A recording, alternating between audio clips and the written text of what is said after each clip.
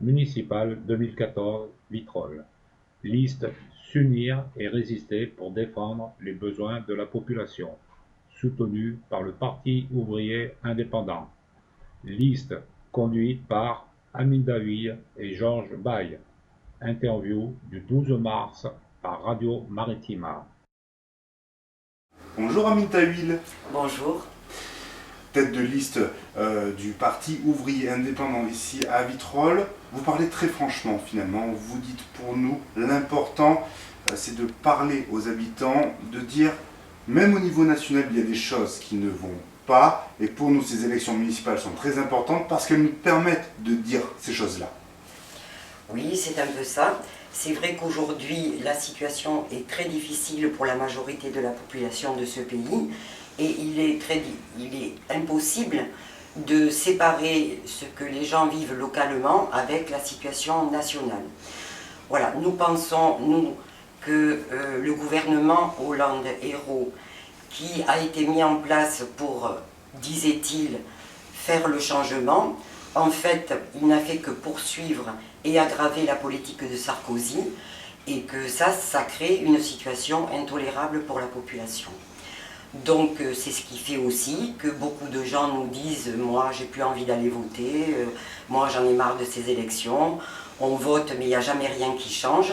Et nous, ce qu'on voudrait faire passer comme message, c'est que si on veut que ça change, il faut rompre avec la politique qui est menée actuellement, il faut être clair là-dessus, et il faut appeler à s'organiser indépendamment de cette politique. Parmi vos chevaux de bataille, il y a quand même ce projet de métropole voté au niveau national. Et évidemment, on en a beaucoup parlé ici au niveau local avec la création de la métropole Aix-Marseille. Vous vous dites il faut absolument revenir en arrière. C'est réellement une destruction des acquis locaux qui a été votée. Oui, tout à fait. Alors, nous pensons que cette loi métropole qui a été votée et l'ensemble de l'acte 3 de la décentralisation, c'est en fait un pas extrêmement important dans la destruction de la République et des acquis qui ont été conquis par la population dans le cadre de cette République. Et nous pensons, nous, que c'est l'application des directives européennes.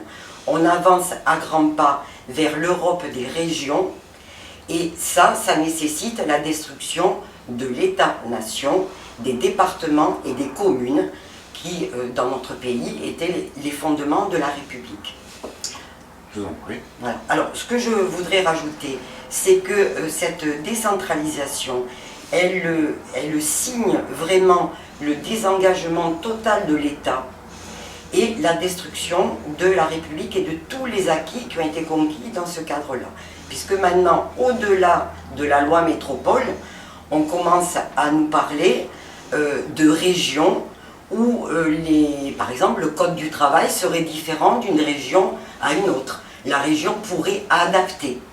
Bon, alors nous on dit toutes ces adaptations dont on nous parle, ce sont des adaptations qui bénéficient au grand patronat et qui sont contraires aux intérêts de la majorité de la population, donc il faut que ça soit combattu. On pourrait parler comme ça d'autres thèmes, je pense notamment à la réforme des rythmes scolaires. Là aussi vous êtes très dur avec cette réforme, il faut revenir en arrière, c'est ce que vous dites. L'autre importance dans votre candidature, dans le montage de cette liste, c'est que vous dites tous les autres partis finalement s'allient, se regardent, et les gens n'y comprennent plus rien. Nous sommes, et c'est marqué dans le titre, indépendants, et nous voulons absolument le rester. On ne devine donc pas d'appel au vote au second tour ou quoi que ce soit. Vous êtes bien là pour dire finalement nous sommes, j'allais dire en marge, mais à côté de tout ce que vous pouvez entendre sur la politique. Alors bon, vous pouvez le présenter comme ça. Moi je dirais plutôt que partout où on a pu s'allier et faire des listes communes avec des militants ou des organisations de gauche, mais qui prenaient des positions claires par rapport à la politique que mène actuellement le gouvernement. Et si on critique une politique, on ne peut pas s'allier avec ceux qui la mettent en œuvre. Enfin, c'est une question de logique. Et je crois que quand on n'est pas clair sur ces questions, c'est ça qui entraîne un peu le désarroi chez beaucoup de concitoyens qui disent mais à quoi ça sert? À quoi ça sert? Parce que de toute façon, c'est toujours nous qui devons payer les conséquences et c'est toujours la même politique qui s'applique. Nous, ce qu'on veut faire passer comme message, c'est que dans ce pays, il y a quand même un mouvement de résistance très profond.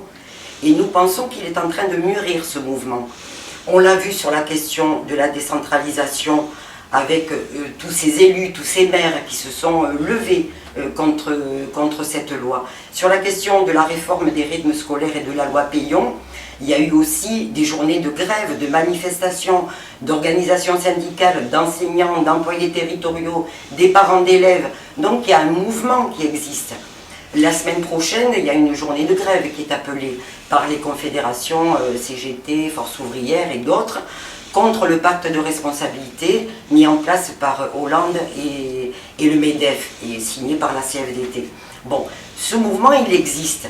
Et pour qu'il puisse, je dirais, prendre de la force et de l'assurance, il faut être clair sur le débouché politique.